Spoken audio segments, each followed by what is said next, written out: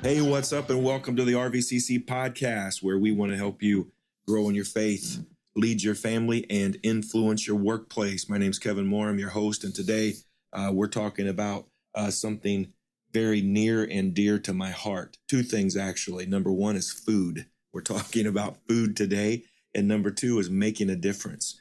And there is an organization in our area. You may have heard of them. You may not have heard of them. But that is doing both. They're making an impact with food and making a huge impact. Actually, it's the Milford Food Bank, and so today we are blessed to have Bill Doege from our Milford Food Bank with us. So, Bill, thanks so much for joining us. Yeah, thanks for having me. I'm honored, man. I'm honored.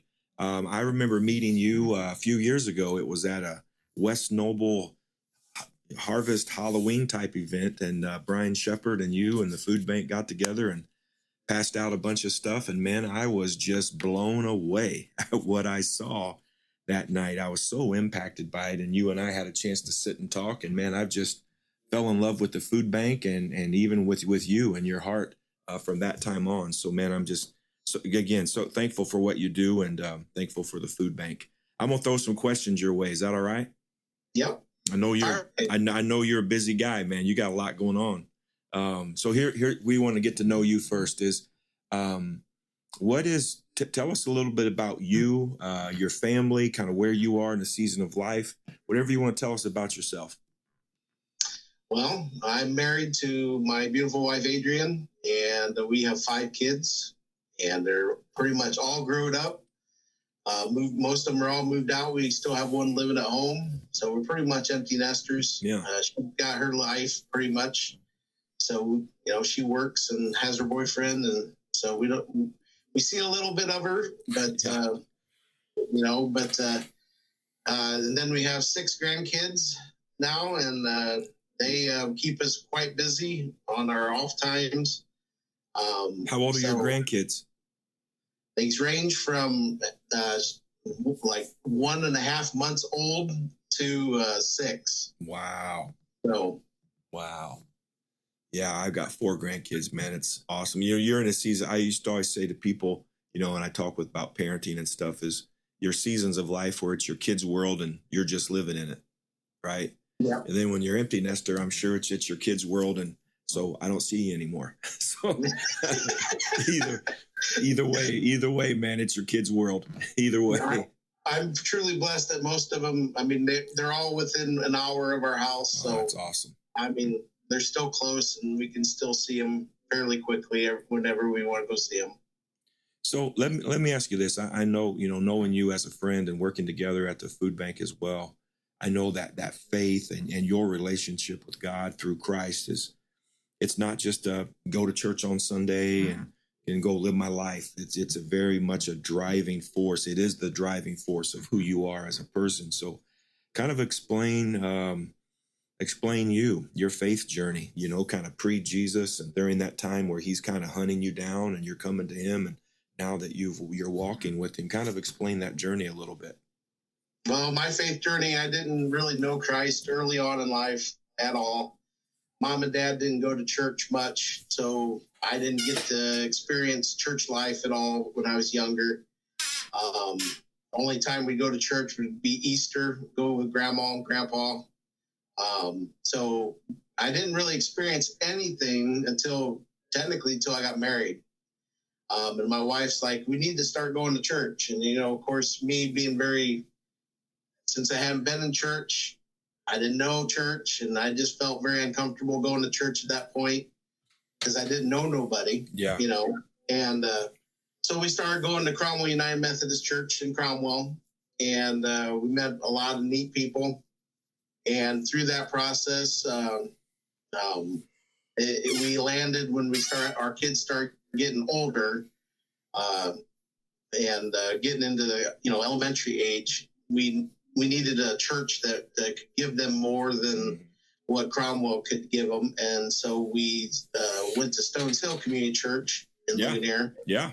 And so they had a great youth program. So the kids dove into that. And I was still on the outs. I wasn't, I'm still just going to church, doing the motions. Yeah. I mean, God's still trying to find me, trying to find out what I want to do in life, because all I was doing is doing my day-to-day grind of working, taking care of the family, taking care of the kids, And then one day, Bill Trout came into my life I worked at the Papers Incorporated, and he came in asking for space for food for the Milford Food Bank.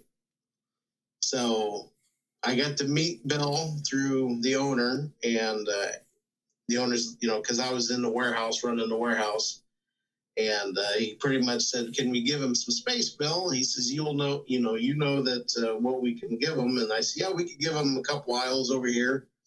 And so that's what started that relationship with me and Bill. Is he was bringing food in on a weekly, bi-weekly basis, and I'd be talking to him, and he'd invite me to go out with him to see what he did daily with the food. So one day I said, "Sure, let's go." I jumped in the truck with him after work, and we went to the apartment complex down the road, the senior apartments, and walked around with him, and met a lot of neat people that had a lot of stories. And what I saw was Bill being able to fill their heart with Christ love, but also fill their heart with food and fill their bellies. And because a lot of them were on fixed incomes, and they needed that help, and he was doing it every week for them. So through that process, I got to learn more and more about Bill and what he'd done. And then I asked Bill what was his need at the Milford Food Bank at that time. And he says, "What I need is more food." And so I asked Ron at the Papers if I could do in my side time, make some phone calls for the Milford Food Bank. And lo and behold, Ron's like, "Yeah, that's fine, as long as you don't take it out of it doesn't affect your work time." Yeah. So that started that process, and I started building relationships, making phone calls, adding more and more contacts to Bill's ministry. And before too long, he went from serving 10 food pantries to 30 in a short bit. Wow. Because we were able to start bringing in semi-loads of food and not just a trailer load of food. So through that process, like I said, I get to see how God worked and how God worked through Bill. And I saw what he was doing, and I'm like, I said, if one man, I thought to myself, if one man can do this, what could an army of men do? 10, 20, 30. And so I'm like, you know what? I think I need to just go all in. And I started volunteering in the evenings after work, and, helping them get stuff ready for distributions and getting stuff ready to go out to the different pantries. And so I started diving into it. And then God started revealing himself to me through that process by people. And, for instance, one time Bill came to me and said, "Hey," he says, "we're running out of drink." He says, "Can you get on the phone and see if we can get some drink?" And I said, one thing that Bill always told me, he said, we always need to pray about everything. And so I said, "Well, we should first pray about it, Bill." And he says, "Yeah, you're right." So we prayed about it together. And a week later, we get a phone call from Campbell Soup, and they have a load of juice to send us. Wow. So that was kind of like my initial, wow, we prayed about it, and it came full tuition. It's here. Yeah. And, then, I have another, I have lots of stories, but the one story that always will be in my heart because it truly, truly changed me. Sorry. Oh, man. No. It's powerful. It's powerful. I had a young lady one night. I was working late, volunteering, unloading a semi at 9:00 at night here at the food bank. This young lady stopped, and you could tell she was in a little bit of distress. And she stopped at 9 o'clock at night, which is really weird. You know, you don't normally stop at a place you don't know at 9 o'clock at night. And she stops, and the driver says, she wants to see you, Bill. So I walked over to her car, and I said, what can I help you with? And she's like, well, when's your next distribution, public distribution? At that point, we were doing Wednesday distributions at the food bank for COVID. And I said, you know, I'm like,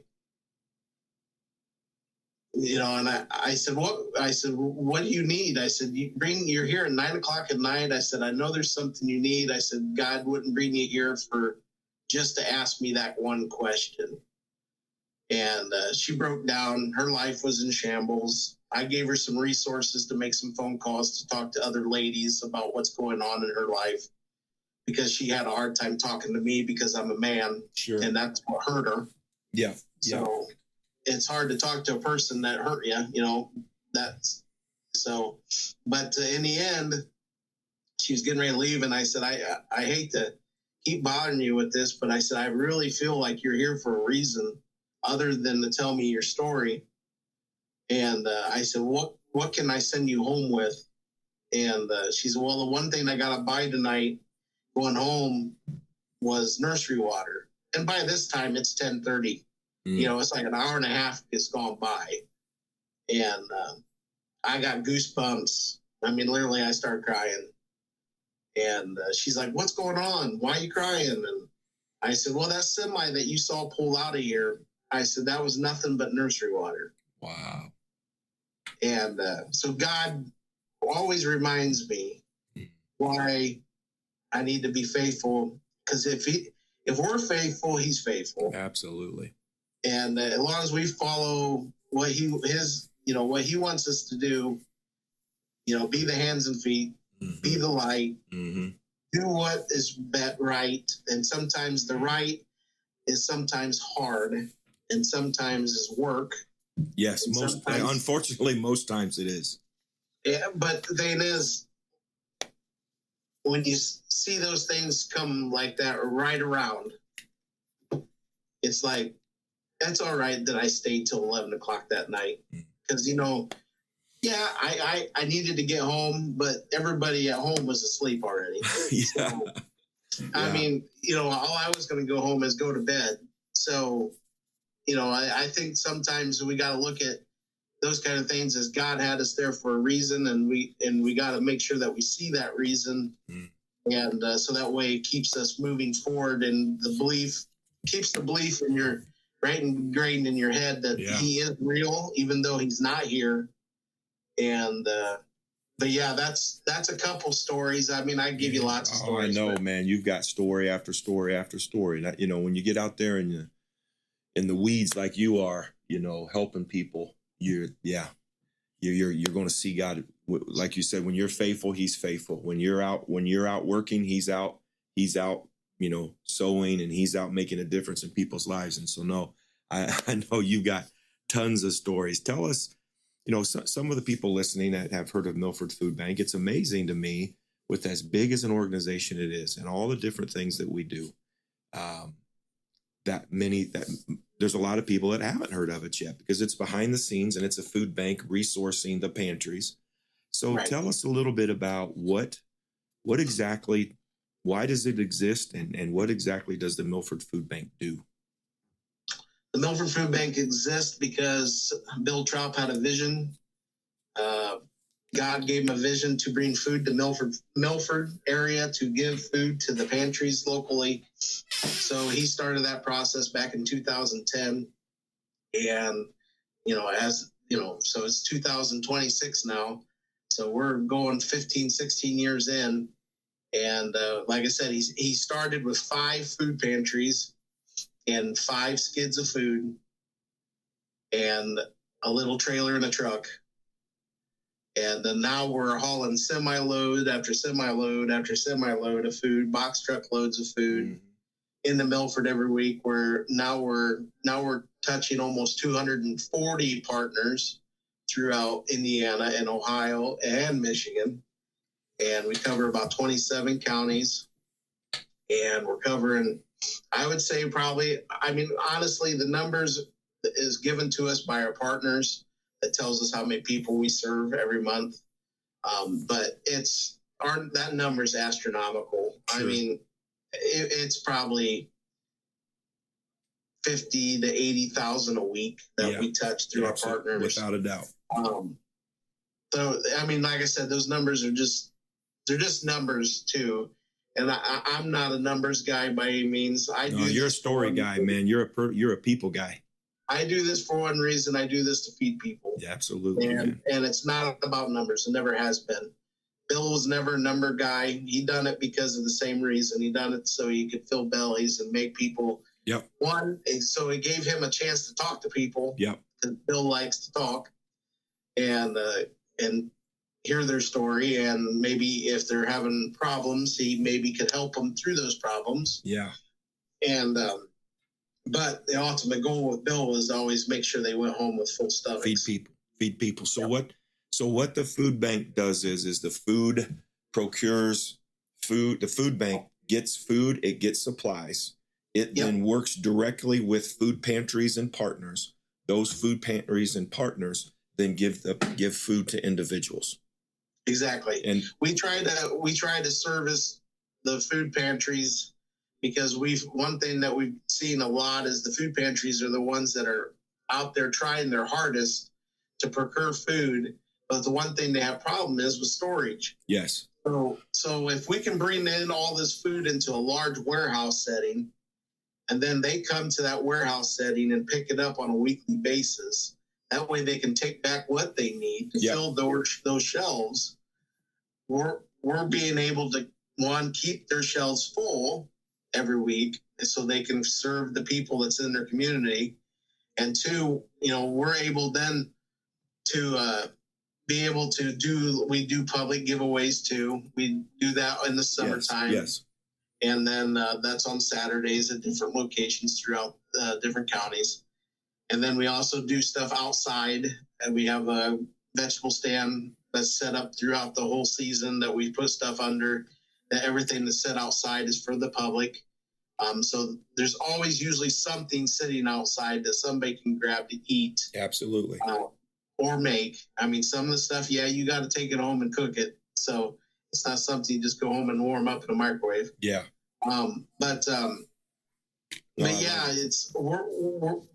We're trying to focus more on the pantries and the churches and the soup kitchens and the men's and women's homes and all those areas that have a hard time going out and procuring food because there's so much competition in those realms because they're all going to the same source, like the grocery store, and saying, hey, can I get your bread? Or, hey, can I get your leftover fruit and vegetables?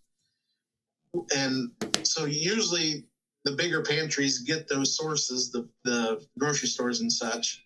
But the one thing that they can't take in is skids of stuff. So like when these big distribution warehouses have 10 semi-loads of drink or crackers or whatever it is that they want to get rid of, they can't do that because they don't have space for 10 semi-loads of anything. So that's where it's a good fit for us is we can bring those semi-loads of stuff in here and then bless it on to the whole network.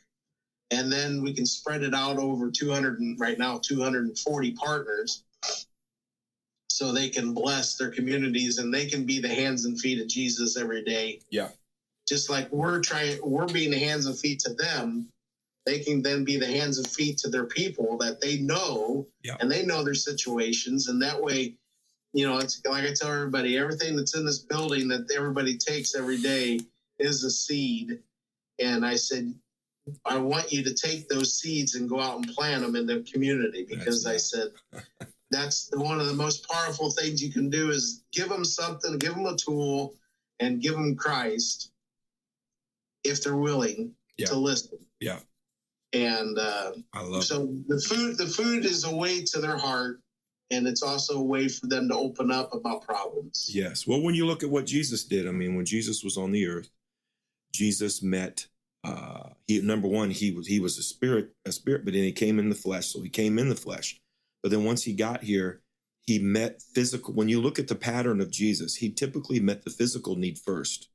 Right. And meeting that physical need, whether it was food, whether it was healing, whether it was whatever, then open the door for him to talk about the kingdom of heaven, then open the door for him to talk about, the spiritual things. So it's with the physical always feeds the supernatural. And Right. that's what that's why I love, one of the things I love about Milford Food Bank is it's the same pattern that Jesus did. Is, yes, we want people to come to Christ. Yes, that's the ultimate goal. But we won't even get that conversation until we get in front of them. One of the great ways to get in front of them is to meet their physical need. And I love how Milford Food Bank, it's the idea is we get the food and then we empower the people to go give the food. And that does so many things. Like you said, number one, it scales out faster. It scales us very quickly. But then also for those local pantries, budget and money for any nonprofit is always an issue. And now they can put their money into food and they can put their money into maybe a little bit of staffing, but they don't have to, their money doesn't have to go to huge overhead because Milford Food Bank has the big storage area. Just come to the food bank, we'll store it, you go serve it. And I love it. It's such an amazing partnership. Now, one of the things you talked about is food drops. So we'll transition into this. What are ways that people can, in some regard, serve the vision of the food bank, but then also possibly use the food bank as a way to serve their vision of meeting needs to people? I know we've partnered at RVCC with, we give time, we volunteered, but we give money. And then also we partner with you to come do a food drop. Kind of explain, what are ways that individuals or organizations can serve the vision of Milford Food Bank, but also how can Milford Food Bank partner with them to help them make their world a better place? Well, I tell everybody out there, we all have talents of some sort. We all do. That's what's great about the Milford Food Bank. We can take any talent. And that talent could be, if you have time, we could use your time here volunteering. Just practically almost every day I can use volunteers here doing something. If it's baling cardboard, if it's helping me get the building ready for the next distribution day, if it's helping pack food with the packing crews that come in a couple times a week, if it's help driving trucks, because right now I have 4 drivers that drive trucks that are volunteers. So that way we can ultimately keep our overhead to very low, because the Milford Food Bank only has 2 paid employees, and we have roughly over 70 volunteers that come in all the time doing different things. Even if you have the talent and you want to come clean, we need that done all the time. So if you like to sweep, if you like to clean bathrooms, if you like to clean, we always have projects like that to do too. And then, of course, if you don't have the time and you might have a talent. So you might have a talent that electrical, plumbing, something like that. Well, we might have a problem here someday.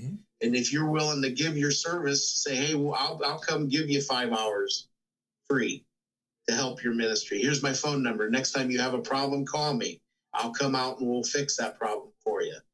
So, that's another big thing. If you have talents, we can always use talents. Forklift repair guy, we got forklifts. Our forklift breaks down. We might have to pay for that. But if we have a guy that's willing to come fix it for free, absolutely, well, that's great. It keeps the money down. So there's that. And then there's also sponsorships. If you're a business out there and you want to have your name on the side of our truck and say that you support the Milford Food Bank, you can put your name on the side of our truck for a sponsorship fee every month. Going to that is the next one is money. If you don't have the time and you don't have the talent, but you have the fortune, you have the money, we always can use money in this ministry, because it takes a lot of money to get the food from point A to point B. It takes money to run the building. And actually here coming up, it's going to be 2 buildings. Yes. So there's a lot of changes going on and coming up with the new building.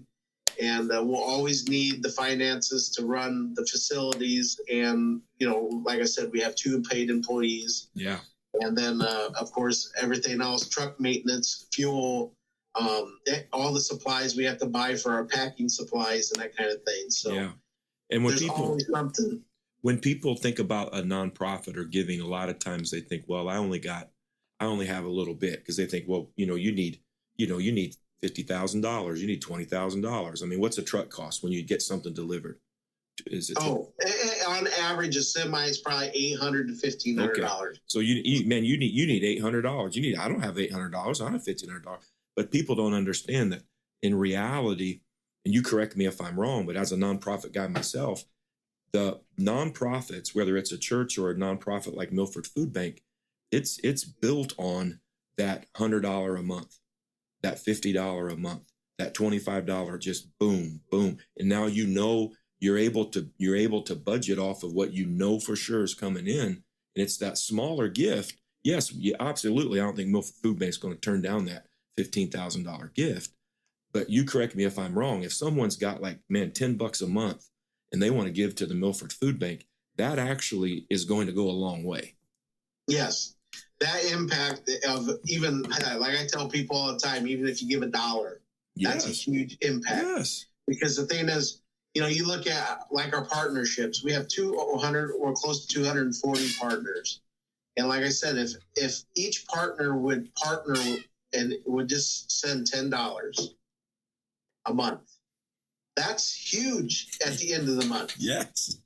And that's what I mean. That's what people don't see, is if we have 5,000 of you out there that wants to give $5. Massive. And that will support a lot of food that comes in, and being able to bless so many people. Yes. And that's what's beautiful when we do things, like our vegetable stand during the summer months. We buy fresh produce from local food auctions, the Amish auctions up in Emma and the Wakarusa. And this stuff is just beautiful produce. We put it out on the stand. We put a minimum price on it, and most people, I get so many people that come up to me and go, well, that's not enough. Yeah. It says $1 and they hand me 2 or 3. Yeah. That's the thing, is people, we're trying to make sure the price is low enough so the person that is needing it really bad, and even if you do need it, you can just take it. Absolutely. And that's another thing I loved about everything that's outside our building. If you need something and it's outside, take it, because there will always be somebody that comes in behind you that will pay what you needed to take care of. Yeah. Because I've seen it. I see it all the time. I've had women come up to me and men come up to me and say, hey, I don't have no money on me. That's fine. Take what you need. We'll feed your family. Absolutely. And then some older lady will come in behind them and go, here's $50. Yes. I'm like, and she takes one thing. Yeah. It's just, that's just God's movement of people's hearts, that, God brings us to people that are hungry. They take the food and they go eat. Then God brings us to people that needs the food to go home and eat, but they're not hungry.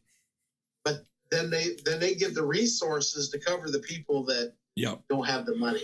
One of the things beautiful thing. One of the things that you all do is you call it a food drop. Explain that. I know we at RVCC, we did one a little while ago. We're getting ready to this summer. We're scheduling a date.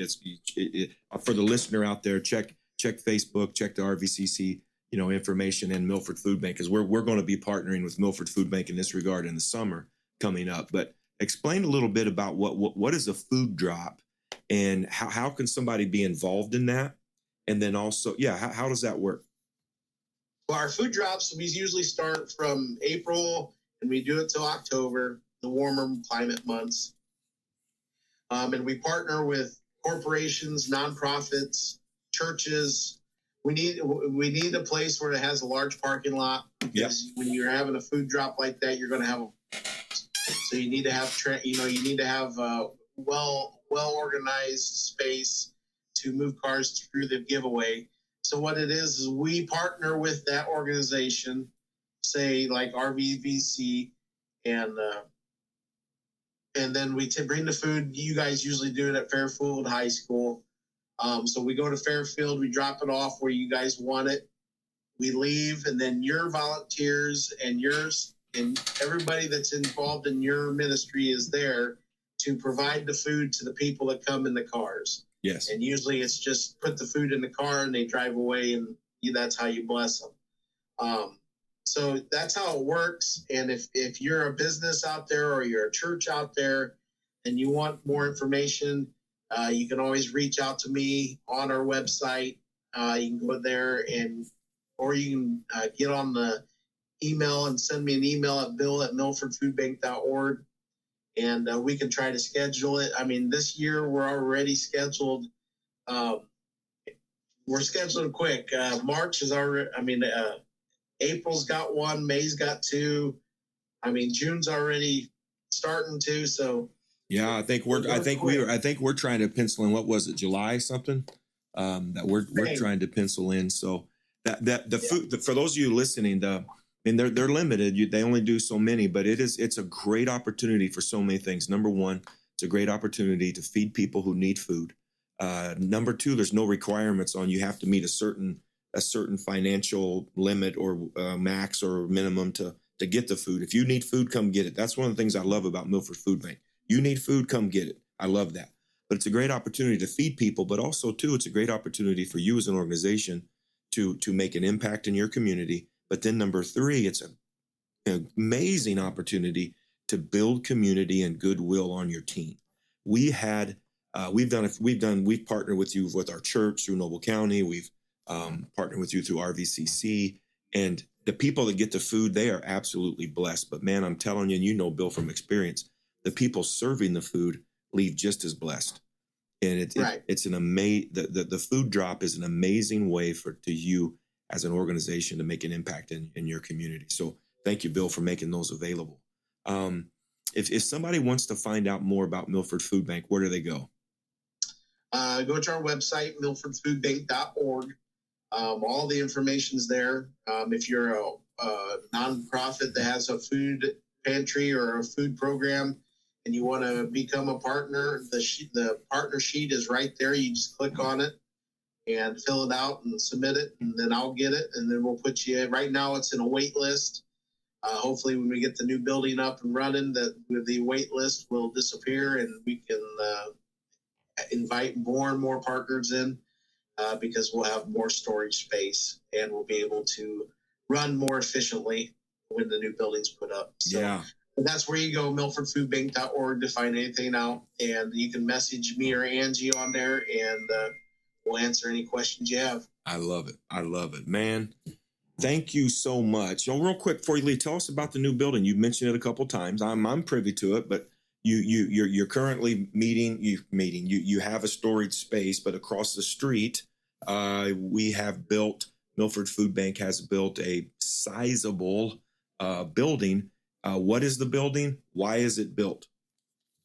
Yeah, the new building is going to be our warehouse. It's actually got 2 truck docks too, so we actually unload semis directly into it. Then it's also going to have our packing room, and it's going to have our offices in it. So this is going to be able to move us out of the storage space that we have currently at the Papers Incorporated that Ron gives us all the time. And that way it puts us right across the street from our distribution facility. So that way we can run more efficiently on the days that we're trying to send food out to our partners. Because right now we got to truck it around the block with a flatbed truck. Yeah. And when we're busy, we can't always keep up with the skids that are going out. Yeah, so it's going to totally change. Across the road, we'll be able to keep up so much better. And we'll be able to bless people more food to more of the partners and move them through quicker. And, our hope is that we can eventually down the road, we'll be able to start another distribution day for our partners during the week. And then we'll be able to even serve more partners on a weekly basis. It's amazing, man. It's amazing. If you haven't checked out the website, be sure to check out the website. Drop Bill an email for being a part, for doing a food drop, for volunteering in some regard. Bill, what's your email again if someone wants to reach out to you? My email is bill@milfordfoodbank.org. Awesome. Well, man, as a guy who, number one, your friend, number two, co-worker at Milford Food Bank. I'm honored to be on the board. Thank you for doing what you do, man. For real, thank you. But also, just for the listeners out there, I just want to let you know that the Milford Food Bank is full of incredible men and women like Bill. People that, man, they love Jesus, they love their community, they love people, have a heart for serving. And if there's ever been an organization that you should, in some regard, partner with, whether it's given time, talent, or treasure, without a doubt, it's the Milford Food Bank, because they're literally being the hands and feet of Jesus. And whether you're able to give money or you're able to give your hands and serve, I'd really encourage you, check out the website, drop Bill an email, and partner with the food bank. And together, I think we could probably make the world a better place, huh? Oh, yes, sure. Yeah. Well, man, thank you so much, sir. I so appreciate your time, buddy. No problem. Appreciate you guys. All right. Well, hey, before we let everybody go, thank you so much for listening to the podcast. We're going to be doing more and more interviews like this. I'm going to throw out some content from time to time too, but there's so many great people and great organizations that are making a big impact. We want to get that information out to you. So make sure, check out the Milford Food Bank. Also go to rvcommunityforchrist.com and check out everything that we've got going on as well, because we've got Iron Men coming up soon. We're going to be doing a food drop with Milford Food Bank. We've got women's gatherings. We've got our big fall event. This year is absolutely packed. So be sure, keep leaning into the podcast, and we will talk with you next time. God bless.